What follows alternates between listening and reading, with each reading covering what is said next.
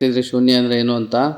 ಶೂನ್ಯ ಅಂದರೆ ಬಯಲೊಳಗಿನ ವಿದ್ಯೆ ಅಲ್ಲ, ಅನಾವರಣ ಅಲ್ಲ, ಖಾಲಿ ಹಾಳೆ ಅಲ್ಲ, ಮತ್ತು ಇತರೆ ಯೋಜಿತ ಸ್ಥಿತಿಗಳಲ್ಲ.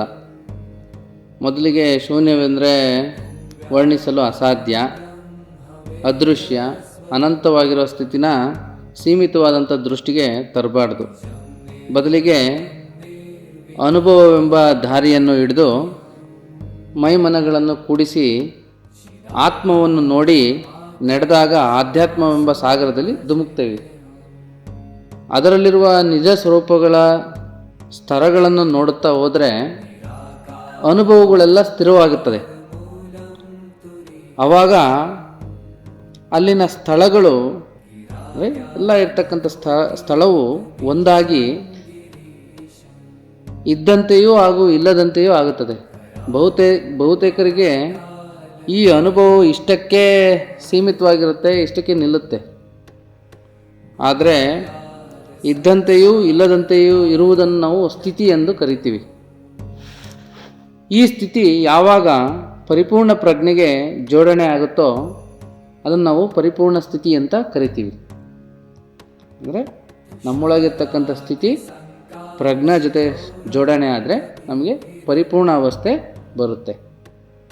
ಈ ಪರಿಪೂರ್ಣ ಅವಸ್ಥೆಯಲ್ಲಿರ್ತಕ್ಕಂಥ ಒಳ ಜಗತ್ತು ಸ್ವ ಆನಂದದ ಸ್ಥಿತಿಯಲ್ಲಿರುತ್ತೆ, ಭಯವಿಲ್ಲದ ಸ್ಥಿತಿಯಲ್ಲಿರುತ್ತೆ, ಬಂಧನವಿಲ್ಲದ ಸ್ಥಿತಿಯಲ್ಲಿರುತ್ತೆ, ಎಲ್ಲದರಲ್ಲೂ ಶಕ್ತಿಯೊಳಗೊಂದಾಗುವ ಸ್ಥಿತಿ ಇರುತ್ತೆ.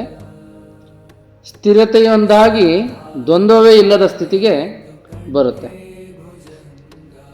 ಈ ಸ್ಥಿತಿಗಳ ಅಸ್ತಿತ್ವದ ಮೂಲ ವಿಶ್ವದ ಬಹುದೊಡ್ಡ ಶಕ್ತಿಯೇ ಆಗಿದೆ. ಈ ಶಕ್ತಿ ಅಗಾಧವಾಗಿಯೂ ಅಕಾಲವಾಗಿಯೂ ಅನಂತದಲ್ಲಿದೆ. ಈ ಅನಂತದಲ್ಲಿರ್ತಕ್ಕಂತಹ ನಿರಾಕಾರದ ರೂಪದಲ್ಲಿರ್ತಕ್ಕಂಥ ಶಕ್ತಿಯೇ ಶೂನ್ಯವಾಗಿದೆ. ಅದಕ್ಕೋಸ್ಕರ ಈ ಪೂರ್ಣತ್ವ ಮತ್ತು ಶೂನ್ಯತ್ವ ಎರಡೂ ಕೂಡ ಒಂದೇ ಅಂತ ಹೇಳೋದು. ಪೂರ್ಣ ಬೇರೆ ಅಲ್ಲ, ಶೂನ್ಯ ಬೇರೆ ಅಲ್ಲ.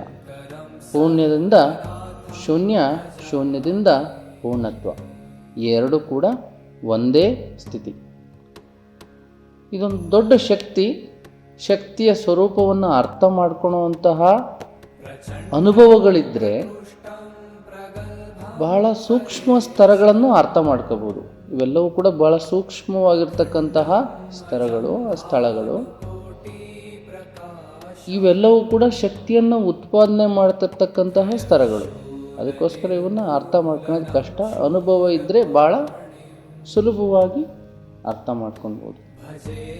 ಇಲ್ಲ ಅಂತ ಹೇಳಿದ್ರೆ ಈ ದ್ವೈತ ಅದ್ವೈತದಲ್ಲಿದ್ದಂಗೆ ಪೂರ್ಣತ್ವ ಶೂನ್ಯತ್ವ ಅಂತ ಒಡೆದಾಡಬೇಕಷ್ಟೆ.